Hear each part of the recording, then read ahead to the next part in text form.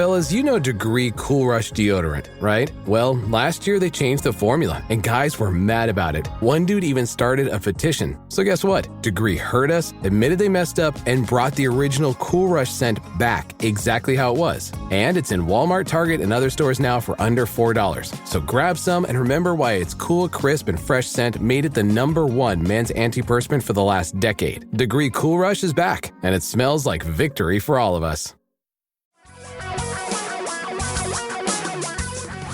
Reality radio for a really great future.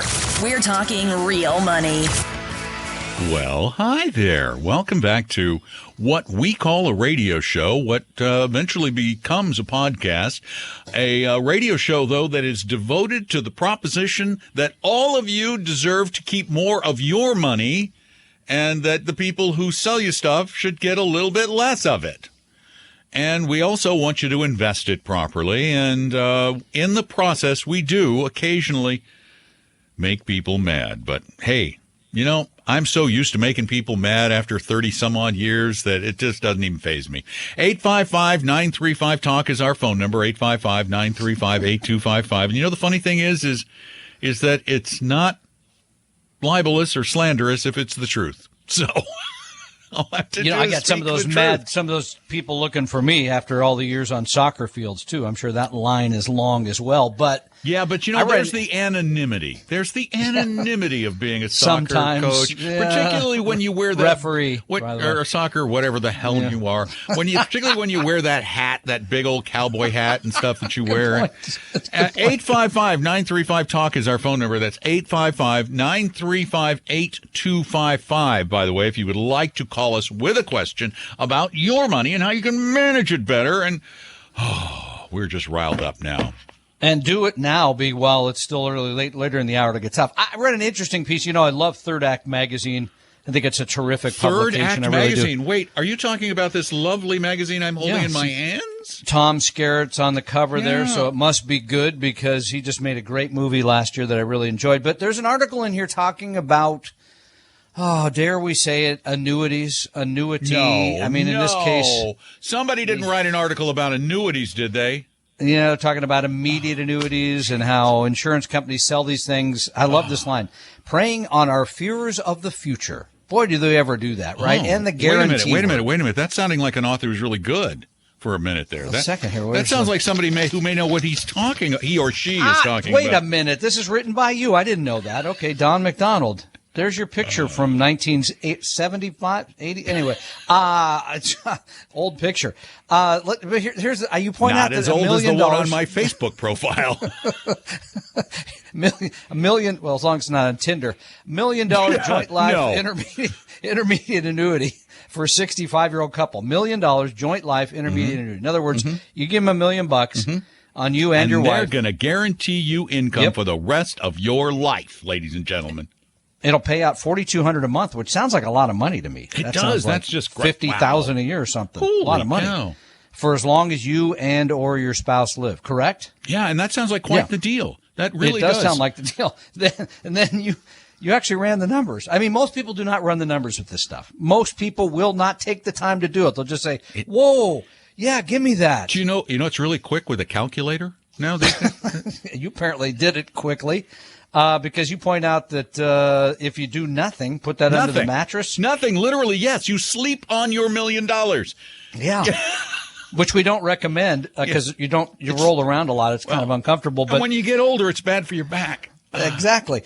If you did nothing for those 20 years, you reach your 85th birthday and you still are paying yourself.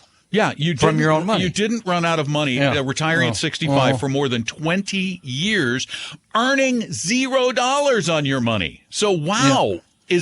Is that a good deal for the insurance company? Well, you think? Go ahead, Tom. It gets better. It's better. That's guy's Well, brilliant. yeah, because you point out if you made 2% a year, now you're at 90 years, which, we all hope for 90 years. I hope for 90 years, but who knows you're going to get it. If you double that to 4% a year, which really making 4%, that hasn't been very hard for the last really 75 years. Yeah. It's been pretty simple.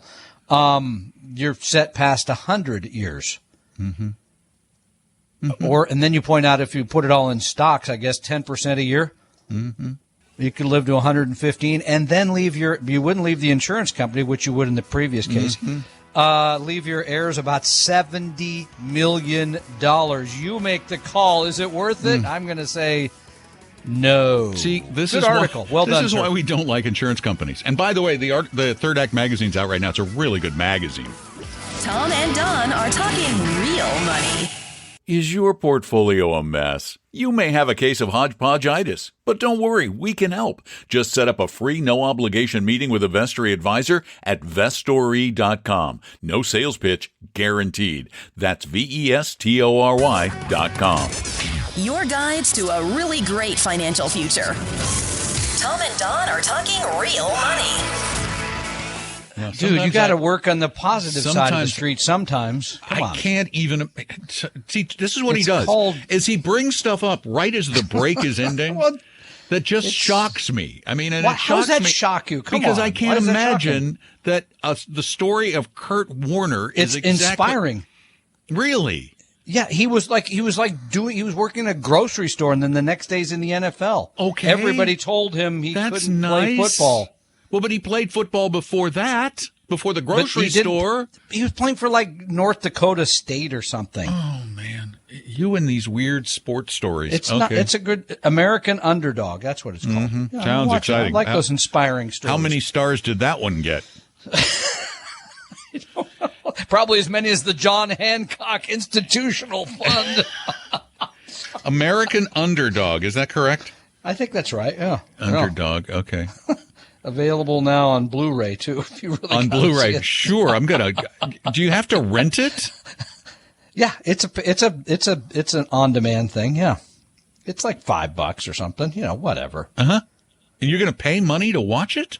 I am because I love sports and I love inspiring stories. Okay, and it this did is get both.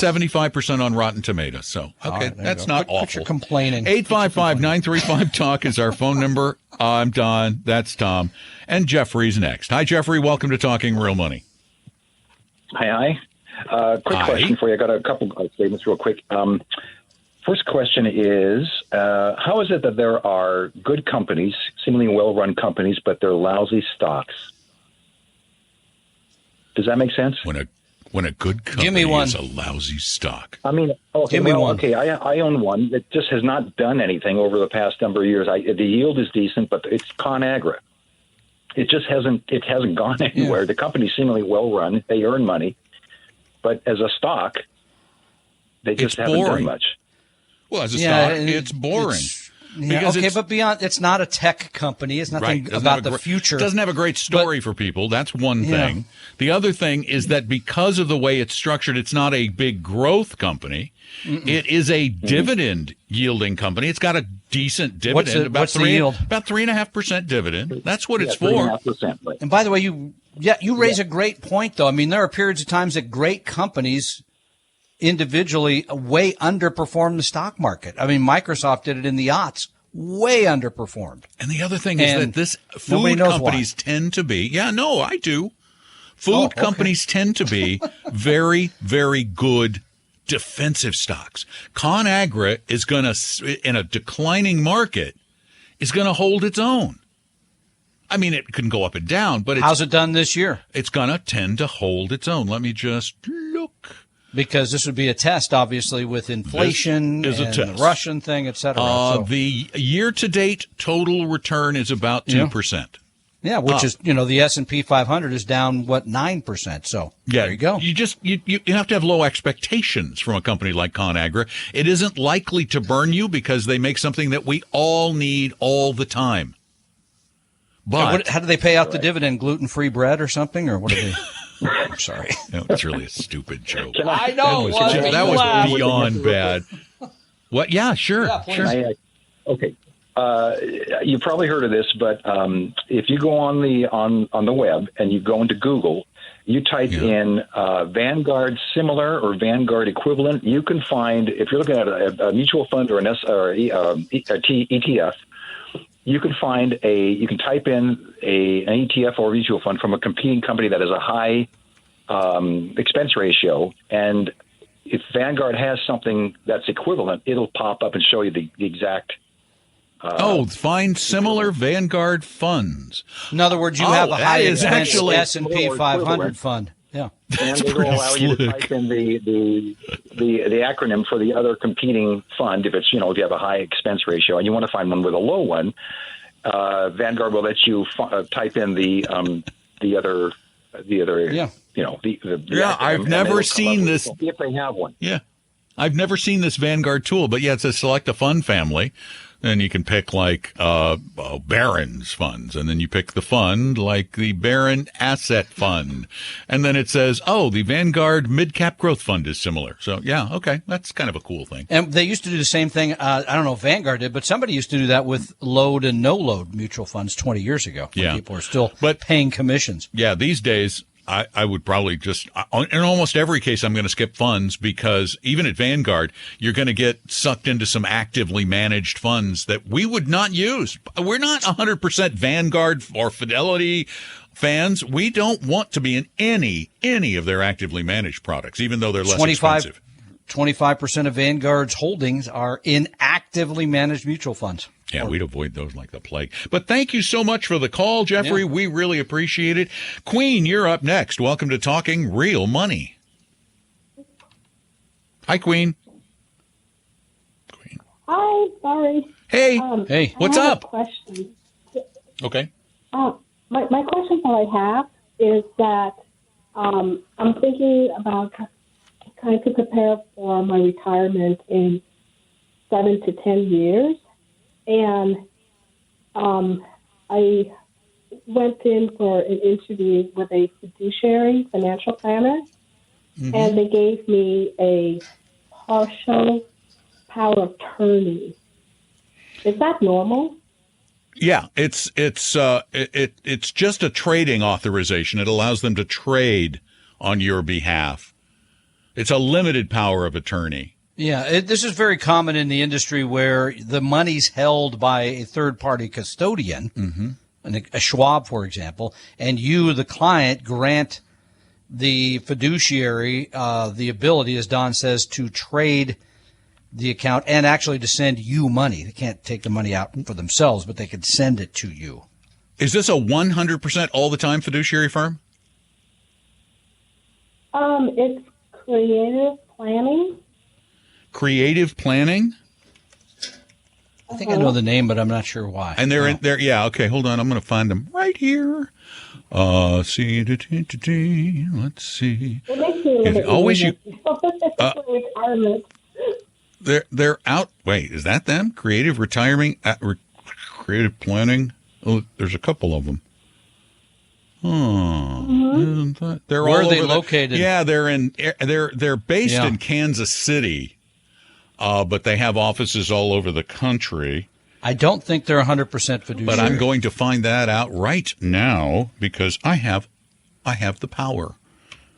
In fact, I'm doing a video on looking them up right as I started it yesterday. So let's go to Creative Planning.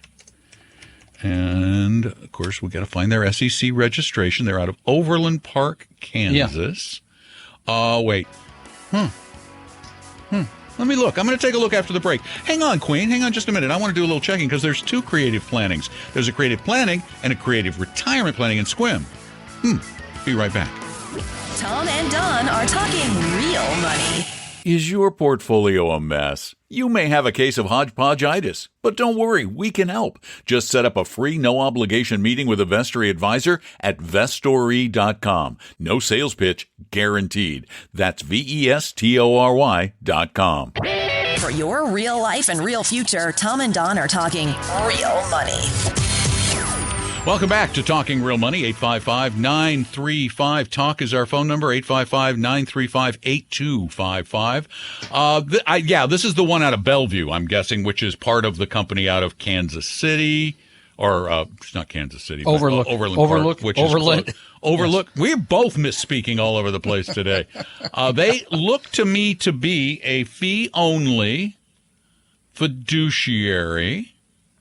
Their maximum fees are 1.2%, which isn't terrible. It's a little at the high side, but not bad. Not bad at all. I am trying to find anything. It does not look like They're duly registered. They use TD Ameritrade and Schwab and Fidelity. No, it looks like they are, in fact, a fiduciary. So the LPOA, the limited power of attorney, would be a normal thing with them, Queen. That would be a normal thing. So they look okay to me. I would certainly. I want to see their portfolio. I want to see what kind of a portfolio website, they suggested. Because it says something about we don't settle for cookie cutter. We're looking for the best. And then I start getting nervous. That's like, what does that mean? Yeah. You just want to have always with anybody. And I mean us or anybody. There are so many firms out there that you can check online to make sure that they're a fiduciary, or call us and I'll check for you. Then go to a couple of them. And we have some listed at our website at talkingrealmoney.com that are not us. Go to some other firm or two and get another opinion, because you're going to make a better decision with more information. More information is always better, although I know it's harder to do. We're talking about the rest of your life, how it's going to be lived. So I think it's critical for everybody to get second opinions. Queen, thanks so much for the call. We appreciate it. And Gatz, you're next. Welcome to the show. Tom and Don, I appreciate your expertise. You've helped me many times in the past. Vestry's even invested an hour in helping Kay and I. It's Gates. I appreciate Gates. I'm sorry. Okay. The time. I mispronounced again. That's all right. We have a couple questions about saving for our grandchildren's education.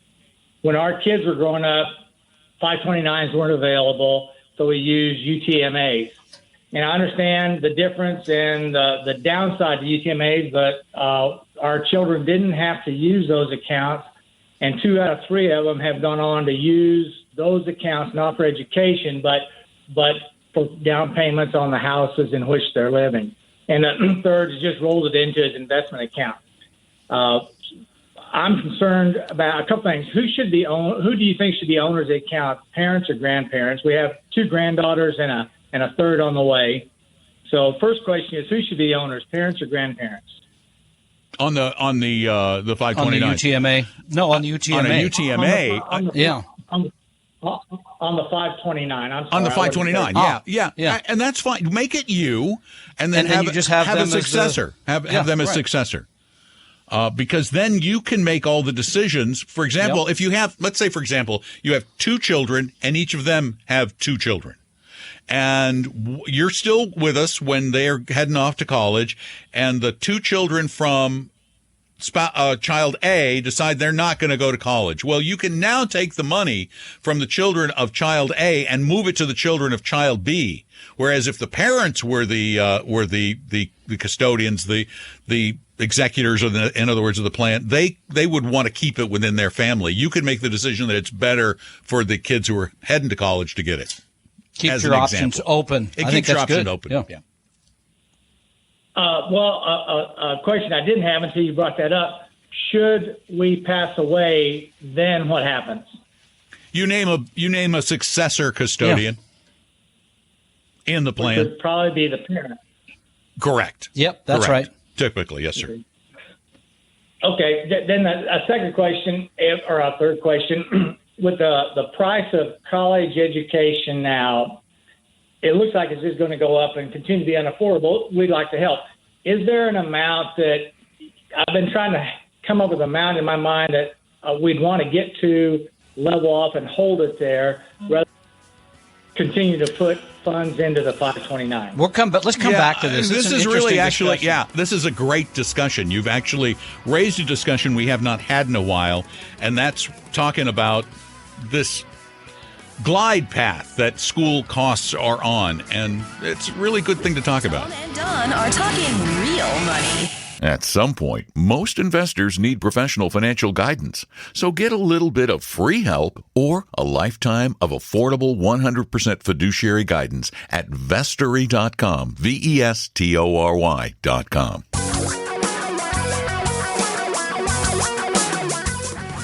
Reality radio for a really great future. We're talking real money.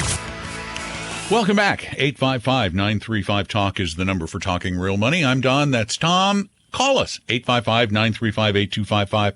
We still have a lot of time left. We're going to talk about schooling, college particularly. We're going to talk about the cost of college. And the cost of a higher education has been rising in this country and really around the world at a rate far and away greater than inflation for a very, very long time. And in my opinion, and I think in Tom's too, that kind of growth is unsustainable. Eventually, something has to give.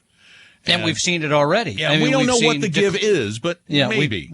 We've seen declining enrollments, no question. Yeah. We've seen smaller schools, smaller colleges go out of business or change what they're offering substantially. I've seen this up close and personal in my own family, where somebody who's worked there in this business for 30 plus years had pay frozen, et cetera, et cetera. So you've seen some changes there. So I'm with Don. I don't think it will continue in that almost parabolic increase that it's had for the last few decades. That said, it's still, even if it were to hold where it is today, very expensive. So it's worth considering strongly if you have a child or grandchild, saving immediately, early, setting that money aside and giving a chance to grow. And it really depends on what percentage of their college education you want to cover and what kind of school you want them to go, you imagine them attending. If it's a 4-year Ivy League education, then we're talking $500,000. Yeah. Oh, yeah. If it's a 4-year state education, depends on the state, but we're probably talking a couple $100,000. It could be. Yeah, I mean, well, certainly if we went to California out of state, it can top that. I already told my daughter she's only going to one of the military academies, so she's upstairs working on her salutes right now. I'm sure. Yeah. It's a legacy thing for her. Yeah. That's true. So, I mean, we got a call here a minute ago. From your father. Oh, yeah. That goes without saying. They wouldn't allow a goofball like me within 100 yards of anything valuable. But so the question I think we just had from, and I want to make sure I say the number. Gates, thank you. Is sort of how much to save. You raised an interesting point, Don. And should it be, if you had the money, should you try to fund it so you could pay for the whole education? Well, if that's a priority, sure. Then you'd have to decide which education. Here's my thing. I believe that it's far more important that those of us who have grandchildren make sure that our retirement is fully funded at a comfortable level with plenty of room for mistake, including long-term care that might be needed. Fully funded before you put any money away for grandkids, because they'll have options. They have the option of borrowing. They have the option of getting scholarships that you can't get for retirement. They have the option. Well, in many states is there retirement scholarship? In some states now, they have the option of free school for 2 years. That's true. Yeah, which for many people makes a ton of sense. Yeah. So fund the heck out of your life. If that's good, then the maximum amount. How much that you can put in to a 529 plan is $500,000 in the state of Washington.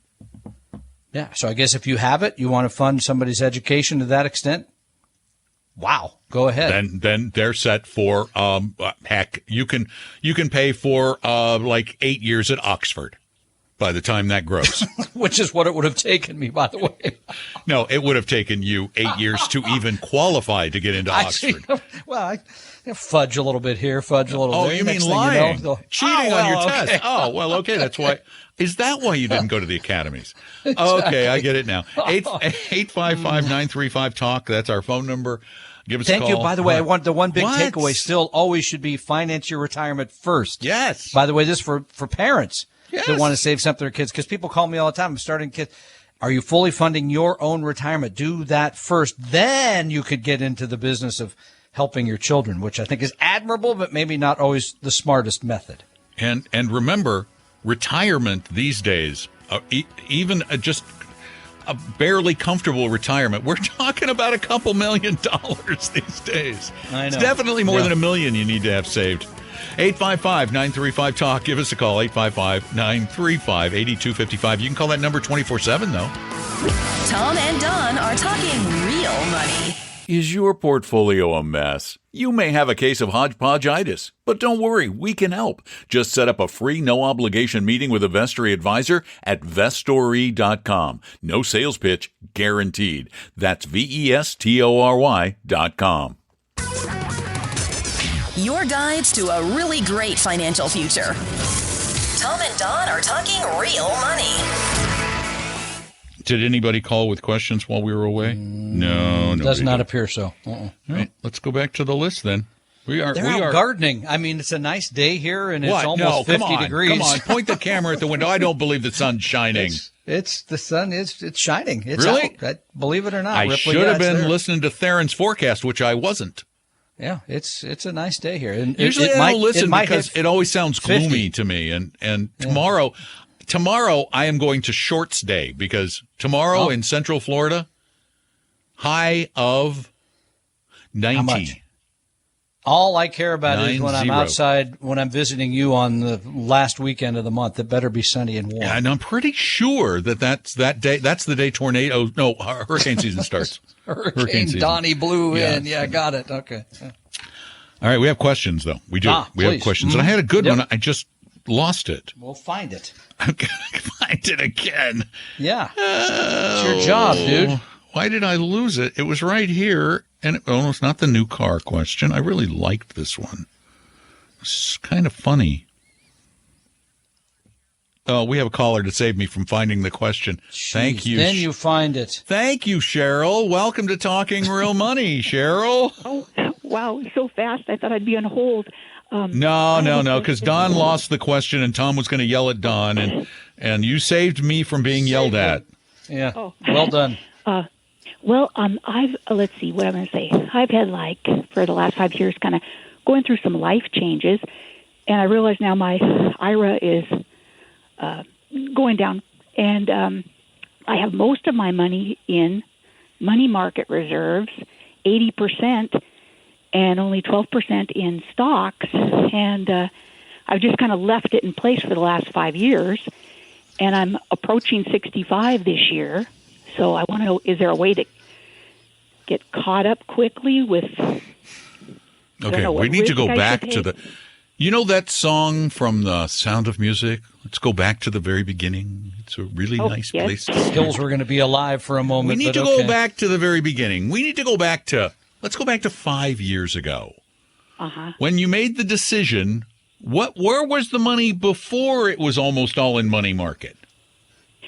Well, the life change was my job ended, and then I rolled it over, and then I had a death in the family that happened, so I kind of was working through all that business, and then I just kind of left it in place, and then just kind of frozen. Oh, what should I do? And so I haven't done anything, because of kind of being in an emotional place. But I thought, oh man, it's not, It's not working for you right now. Right. Yeah, I mean, it hasn't worked for you over the last 5 years. If you had it properly invested, which half in stocks and half in bonds, or 60% stocks, 40% in bonds, over the past 5 years, you probably would have, seen it go up by about 3/4, whereas you saw it go up by almost nothing. But that doesn't matter. Where you are is where you are. Here's my suggestion, Cheryl. At I think you said 65. 65. Or close to 65, which is still young. I'm waiting for Don's reaction. Still young. Anyway, here's what I would do, because I'm 65. Putting the cart way ahead of the horse. Thank you, I guess. Yeah. Okay. I didn't realize that you were pointing that at offhanded me. Compliment. Here's you're thinking about the investing. I mean, my first question would be to you. Do you have a plan for the next 25 or 30 years for your income? In other words, how much income do you need? Although that would be part one, then the investments would be built to support that. So if you had enough money and you were comfortable just being in the money market and a little bit in stocks, and it works for the next 30 years, so be it. Rather than just saying, what should I do today? I would start with the plan first, then figure out the investments. Yeah, you see, this is where the concept of investing is simple. It's really basic, but the process is a lot more difficult. Do you have what will be your income in retirement? Well, right now it's going to be this plus Social Security. So I've kind of like eaten up what amount I had, originally. Are you working now? No. So no, you're not. You're still not working. Okay. No. Yeah. So you're pretty close to being retired.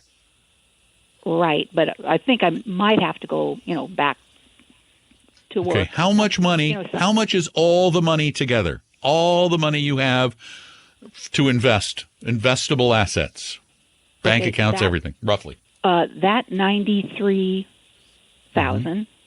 I have some money I'm living on now, which is paying for my expenses. But the money I want to work with is no.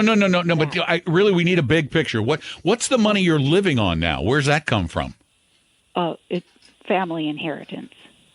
Okay, how much is that? Probably right now about slightly less than 60,000. Okay, and then any other money? You said stocks or something? No, everything I have is in that 93 is in Vanguard. So it's $150,000 is your gross worth. It's not your net worth yet because we don't know what your obligations are. Do you own a house? No. Okay, that is her net worth. Wow. Are you going to work some more? I think I will need to do that. Yeah, I do too. Yes. I honestly do, unless for a couple reasons, by the way. Number one, to delay sucking down any more of the money from the inheritance. That was the biggest Number one. two, to stall out for Social Security, because if Social Security is going to be the big part of your retirement, you want to wait that out as close to 70 as you can get, because the benefit increases by about 8% per year. Mm-hmm. Oh, okay. Which will be a I was thinking, larger amount. Oh, okay. So I was thinking, I'll start getting it at 65, but you say no. Push it out. No. Here's what your plan should be, given your situation. And again, without knowing a lot more about it, the kind of stuff we would need to know that could take an hour or two to really learn. But here's basic suggestion. Find a job. Stop draining the money that is in your meager portfolio, because you're going to need that later for emergencies and things. Try to put away as much of your income as you can. Cut your expenses to the bare bones. Invest as much of that as you can in something like a Roth IRA. You're not going to want a very aggressive portfolio. You might want to go as aggressive as a short target date fund, like a Target 2025. That's a good fund, idea. Yeah. For most of the money. That way you've got just one fund and it simplifies the process of managing it. Then work for 5 years so that you can get the maximum Social Security benefit. And by the way, if you're healthy and you can work past that, there's nothing wrong with that. There are hundreds of thousands, millions of people in America who are working past 70. We're so much younger now than we were 100 years ago at 70. So I would try to work as long as I possibly could to save as much as possible, so that with every dollar you save, your retirement becomes slightly more comfortable. And you can't afford to be draining this money anymore, or you will be broke and living on a couple of $1,000s a month at best. Which is what we don't want you to do. Yeah, so thank you, Cheryl, for your call, and we wish you well. This is exactly the kind of thing we talk about at Retire Meet, which is now rescheduled, revamped, reinvigorated for May 14th, and you can get discount tickets right now at retiremete.com. You can get tickets at retiremeet.com. Oh, okay. I thought I'd throw the discounted part in there. Yeah. All right. Do it. We'll be back. Don't go away. Tom and Don are talking real money. A second opinion could save your life either physically or fiscally. Let one of our Vestory advisors help you save your future at Vestory.com, Vestory.com. For your real life and real future, Tom and Don are talking real money. And for those involved problems, and we know you have those because you call us with them or you send them in sometimes, but for those really involved ones that could take some time to solve, we don't want to leave you hanging. We want everybody to get the help they need. We really, truly do. So if you want some help, you can get it for free from one of our advisors. We won't manage your money for life for free. That will cost you money, but we will do it for a while, and it's free. Just go to vestory.com. That's our website for Vestory by Appella, Vestory, VESTORY.com. And scroll down to the bottom of the page, and you'll see where you can sign up for an appointment. Just set up an appointment or give us a call at 800-386-3004. Or, it's easier to go to Vestory.com, VESTORY.com. We hope you realize that the information provided on Talking Real Money is for informational, educational, and hopefully enjoyable purposes only. Providing personalized financial planning or investing advice takes time, so please consult with a really good fee-only fiduciary investment, tax, or legal advisor. We know a good one. Investing must always involve risk. In other words, you can and probably will lose money at times. Also, as much as you want it, no one can accurately and consistently predict the future, so past performance doesn't tell you a darn thing about what the future will bring. Unlike many other programs that say something similar, Talking Real Money is not trying to get you to buy or sell any financial products or securities. Instead, the program is provided as a public service by Appella Capital, a fee-only registered investment advisor. Thanks for listening, and please visit TalkingRealMoney.com for more information and disclosures. To keep the lawyers happy.